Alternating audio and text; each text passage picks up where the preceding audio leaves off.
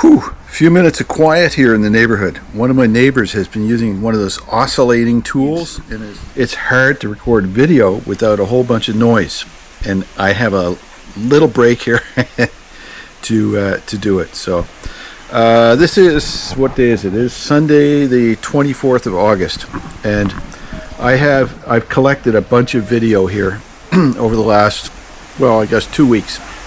Just snippets of my time with Heather and time alone here in the house and so on. I'm going to throw it together into a video. No big coordinated plan. There's no script. It'll be more or less in chronological order. And, share how things are going. And I have to update you in general. I guess Heather's trajectory is like this. Up, down, just a zigzag, a sine wave, and this is time, and this axis is how she's doing overall. So on the peaks, she's having a good day. The window is a little bit open. On the valleys, she's bent down with her head like this all day long, leaning forward, like in an awkward sort of position. And I asked myself, is she in discomfort? Is she in pain? Is there something wrong with her neck? Does she have a sore ass or leg, or is she depressed? I have no concept, no clue what it is. It's torturous, and I try everything, every tool at my disposal to try to help her out. I make sure, I offer her drinks. I try to reposition her chair. I put a cushion behind her neck. I massage her. I try to move her legs. Nothing ever helps on those days. I can't for the life of me imagine what it could be. The good days when the window is open are becoming less frequent, and the bad days are becoming more frequent. The window opens less every time. There's less engagement and less comprehension from what I can tell, and less smiling and less laughing. And that's why I say the overall trend is a downward trajectory. And there's something new. There's my neighbor again. Okay, I'm going to go inside.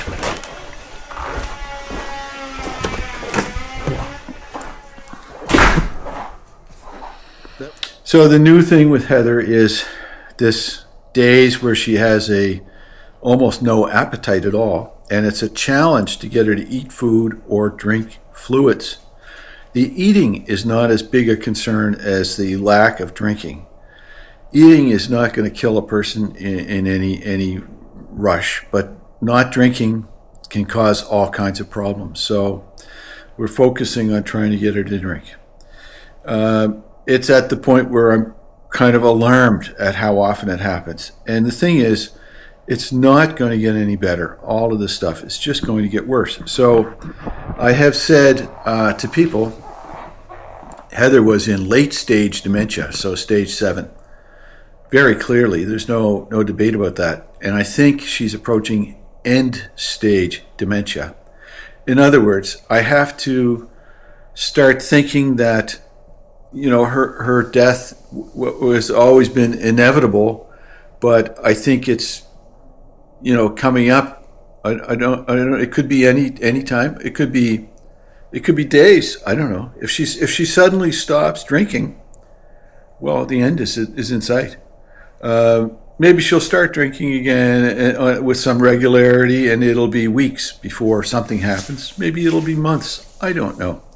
Hard to say, but these are just signs and indicators that this stage of her life is at hand, or it's already here. So it's very, very hard. It's so sad. I wake up at night sometimes, like at 4 a.m, and I'm asking myself, what if Heather's cold? What if she's laying in bed and she's cold?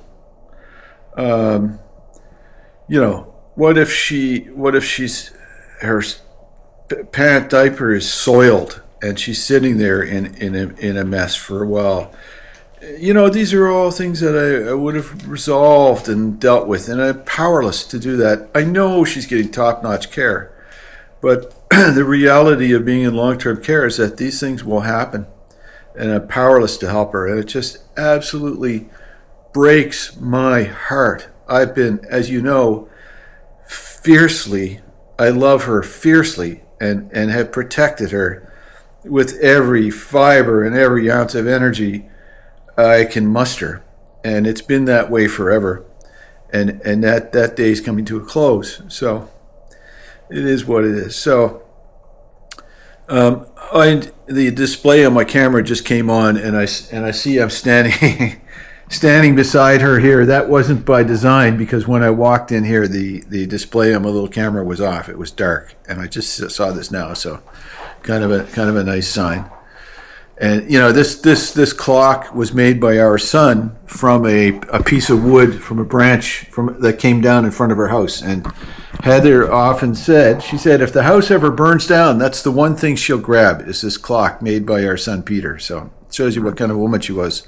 Not china or jewelry, but the clock made by our son. So I'm going to throw these video clips together now. You will be able to get some snippets of mealtime and what's happening with the weather here. And I think there are some clips of us outside on good days where the window might be open and where she's happy. I tend to record when she's happy and watching TV and laughing and we're interacting, versus downtimes, because nobody wants to see that and she wouldn't want to share it, and it's just sad and upsetting. So I'm not sharing that stuff, but just I think I've adequately captured and described where we are with everything else. So here we go. Let's go check out the videos.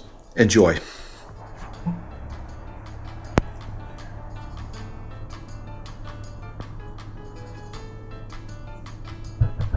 So it's 10:45 in the morning on Monday morning, and that is very hot. Like, that almost never happens here in Halifax. It's, you know, almost 30 degrees Celsius, which is like 85 degrees Fahrenheit, and the temperature is going up. It is just roasting out there. You know, that's that's a heat wave. So that's the way she goes. And we haven't had any rain since any appreciable amount of rain since, I think, late June. Might have had a shower here and there. So, you know, everything is drying up. It might not look like it. And I'll confess, I've been watering this a little bit. Not much, but a little bit. And the city has asked for voluntary water restrictions. So, you know, besides a little bit of water there, we don't water our grass here. Typically, nobody waters their grass. And it's going to stay this way for the rest of the week. I think there's a 20% chance of showers on Thursday or Friday. That's it. And the forests, of course, are very dry. The water table is way down everywhere. People's wells are running dry. The lakes and ponds are drying up. Our municipal water supply is very good, robust, and able to withstand stuff like this. But this is new for us here, and it is definitely part of climate change. There's just no question about it. And there's probably going to be more of this to come. So this is what I've been working on the last few days. Besides, oh, wait a minute, there's Penny. Penny, what are you doing? What are you looking at? What are you doing? Are you digging? What did you find?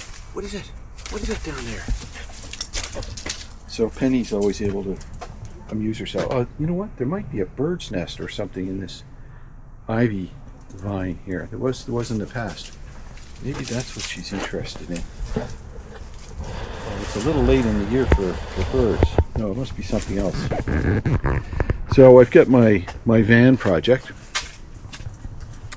but I'm about to shift gears on the van project from like electrical and so on. I'm going to have to start making my cabinets sometime soon and doing some fancier stuff like plumbing.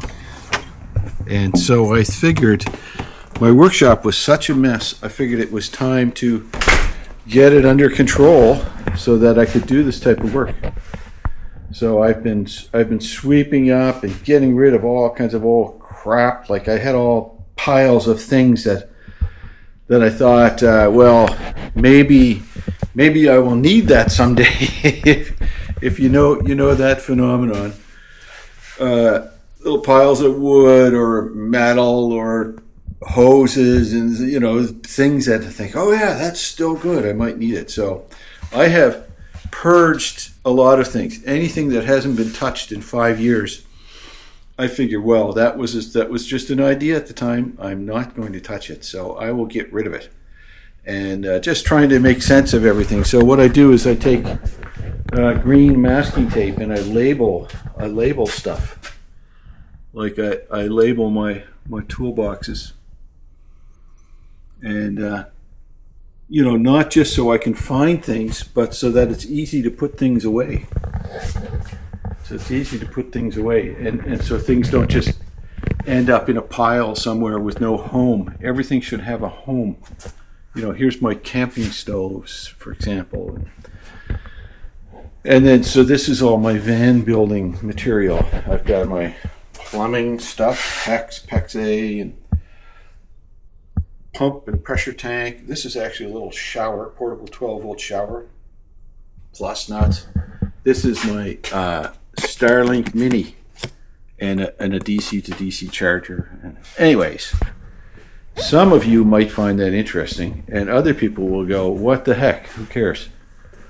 And I bought this at Costco 3 or 4 months ago, so I finally got things semi-organized here. Instead of having a big plastic bin with just a jumble of nails and screws and things. And I mean, this is pretty standard for tool drawers. I think this is pretty standard. But I have things labeled. And with the masking tape approach, if you ever decide to reorganize or add something to a storage system, you simply add a new piece of masking tape, like it's on here. This is sort of a miscellaneous items bin. You either add a new piece of masking tape with a Sharpie label on it, or you rip the old one off and put a new one on, and there's no fuss. Like, everybody has masking tape around. And I finally got a home for my chargers. I'm on Team Ryobi. I don't know why. I'm not particularly devoted to them. It's just happened to be with the tools I got. So that's what I'm doing here, and this clears my mind. And obviously, I can head out the door at a moment's notice, hop on my bike, and be there to see Heather in 5 or 10 minutes, 7 minutes actually. Speaking of which, it is 10 to 11, so I'm going to make a coffee, and I have to do a little shopping at Home Depot. And on the way back, I'm going to stop and see my honey, see how she's doing in this heat. And I'm so glad that I bought that air conditioner for her a month ago, because now in this excessive heat, her room will be comfortable. And, maybe the rest of the floor would have warm, common area might be warm. They have an air conditioner there as well, but I know that she can always go in her room and have a nap in comfortable, dry air. So that's it for this Monday morning, and I will update more later. Thanks for your kindness and supporting me and saying you're interested in just day-to-day stuff here. Things are really drying up here. Away she goes.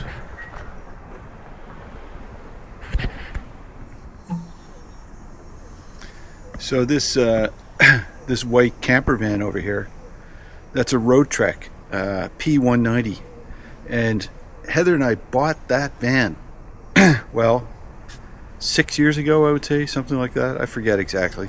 I'll share some pictures of us when we first got it. It's since been sold to a guy up the street. It just didn't work anymore for myself and Heather. She wasn't keen on it, and Penny hated going in it, and so on. So we sold it. Had some great trips before we sold it.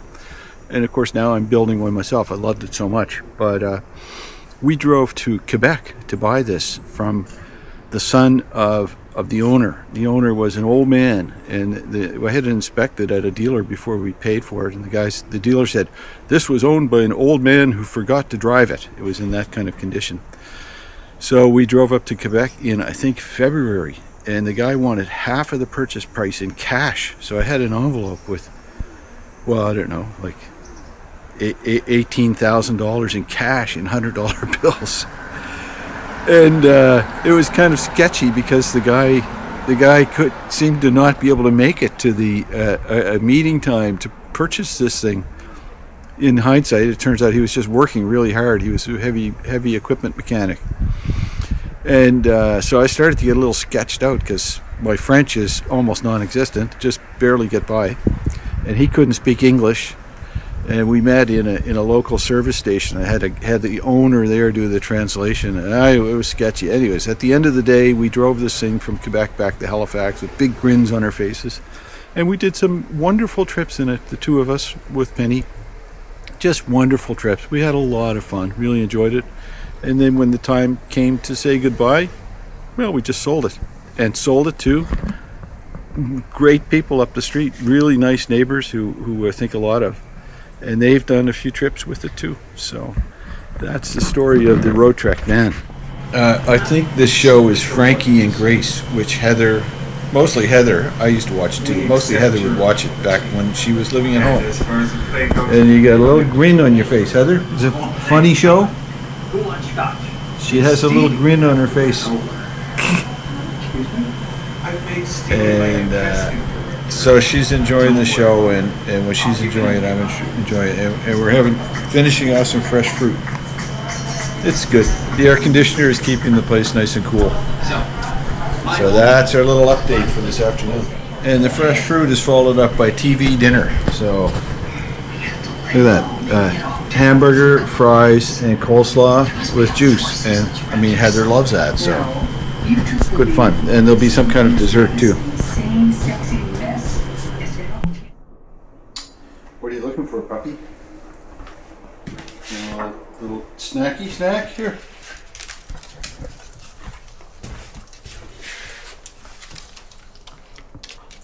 That's how I keep the doggy happy.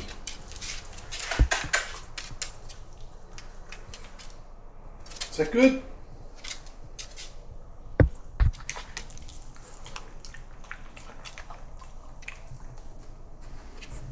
Hey, pup.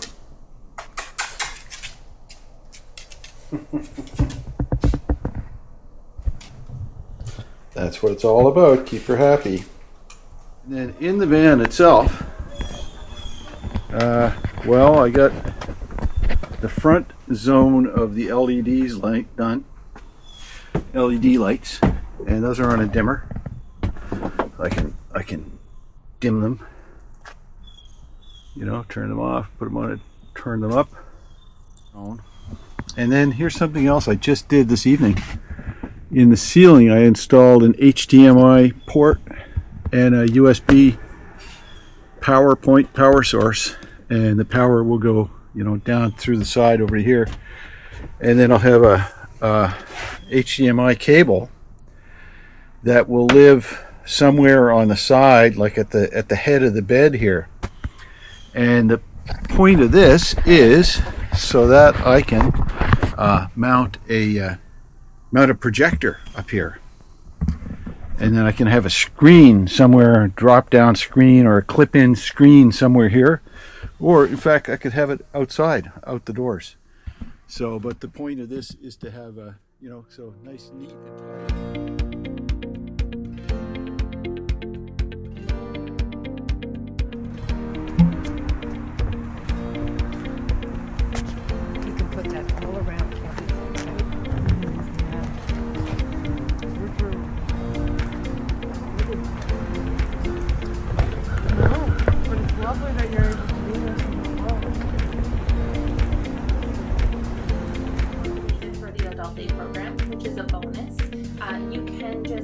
Write us an email or call us one of the specific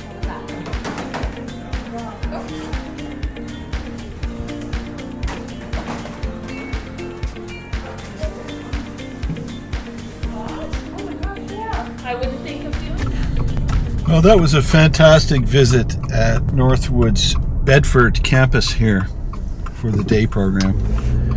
And as always, I found all kinds of connections with staff and even a couple of the residents, or participants I should call them. And I have to point out that the people I interview are those who have offered or volunteered to participate. So they have more capacity than some of the other participants. But you could sense the mood there. Everybody is having a good time. That's what it's all about.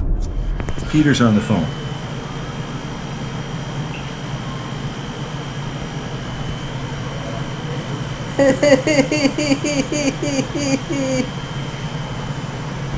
Peter's talking to Heather on the phone.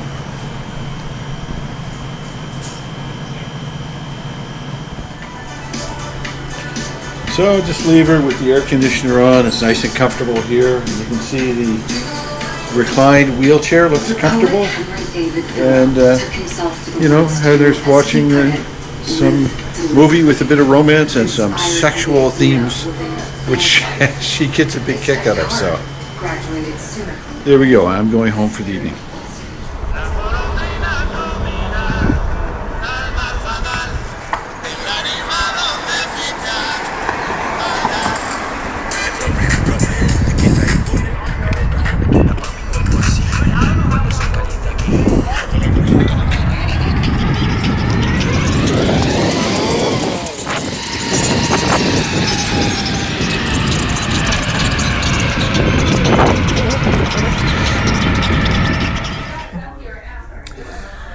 Finally came for some physiotherapy for my feet. I have plantar fasciitis. So, and the funny thing is, it's nice just to be around people and talk to somebody like this. So alone otherwise. Back in the 80s when David Byrne and the Talking Heads came out with Psycho Killer and Stop Making Sense. I think we had that on VHS tape, and we watched it over and over and over again. So you can tell something familiar like this is nice to watch. Right, Heather? Okay, I'm off to see my honey, and I got these fresh farmers market flowers, and I don't know, maybe they make a difference to her. If not to her, then they would brighten the room for the staff. So, you know, it's all good. There's no downside to this.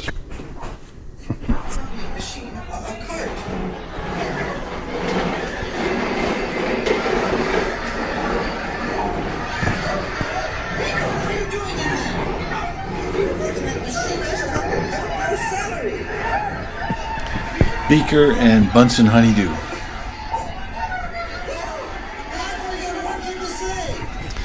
And we had a visit at lunchtime from somebody who worked with Heather for 30 years. This is, I think, a 35 or 40-year nurse from the IWK. And she sat close to Heather and talked about suctioning and trach tubes and all this medical stuff. And Heather started grinning and looked at her and followed along. So that was pretty cool. Sweet of her to visit. You want to go see Mom? You want to go see Mom? What to? Come on. We'll go in the car. Go see Mom. Go see Mom. Well, we'll take Benny, see what happens. There you go. There you go, pupper.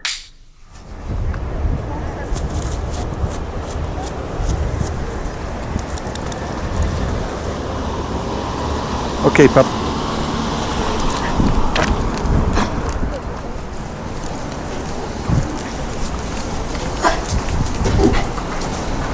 Well, she's eager to go in. Sure, you just wait.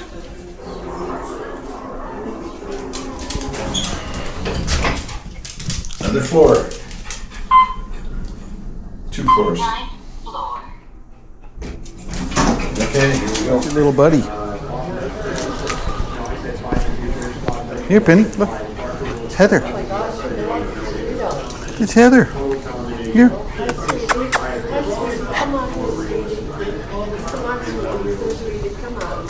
Come on up. Come on up. Come on. There you go.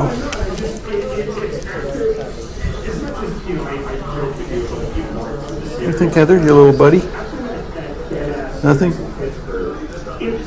You're watching TV, aren't you?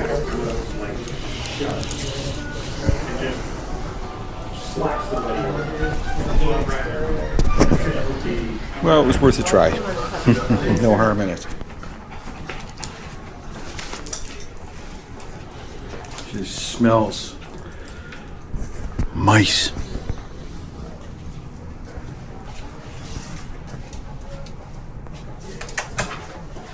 Oh, Penny.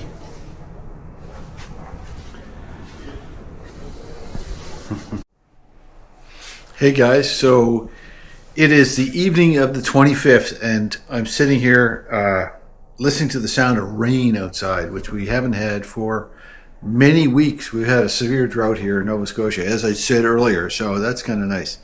And I ended the video kind of abruptly there, just that's where I was, and I want to wrap this up and get it pushed to YouTube. And I have something coming up. I'm going to be out of commission for a couple of days, so I thought I would get this out of the way. Out of the way doesn't sound right. I thought I would get this published. So I hope you enjoyed that. I had a whole lot more video, but it seemed to be highlighting Heather in, I would say, a vulnerable state, not at her best. And I thought, okay, pare it back a bit, edit some of that stuff out, try to maintain some of her dignity, and add some other interesting things, which I did. And I suspect you enjoyed that based on comments earlier.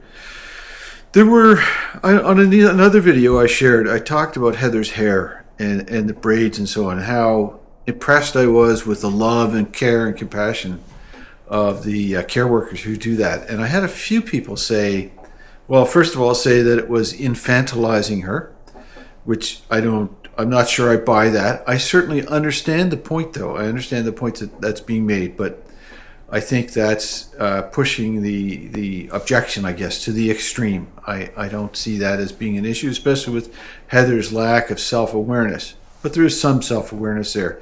But other people have pointed out that maybe braids pull on the scalp, and I'm in tune with that. I mean, I don't know about ladies' fashion and ladies' hair, but I've taught myself a bit about it. And I was actually in tune with that before all this started. And I, checked to see if it was tight and pulling on her scalp. And it never was pulling on her scalp like you would see in braiding done on a Caribbean resort, for example.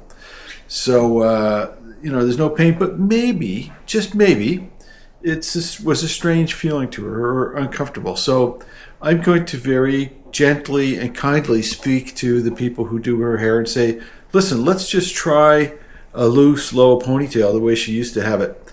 And maybe it'll make a difference in the way she feels. I don't know. I'm willing to try anything and everything to improve Heather's situation. So I don't take offense at things. If it seems to me that there's a potential it'll improve her situation, I'm going to do it. That's my number one driver and my motive behind everything. So that's that. So hope you enjoyed those videos, and there'll be more videos coming at some future date. And you folks take care. And of course, as always, Yana, you are not alone. And I know that I'm not alone. Thanks for following along. If you're not subscribed, hit that subscribe button, and you can like this video and click the bell for notifications for updates. Okay, bye.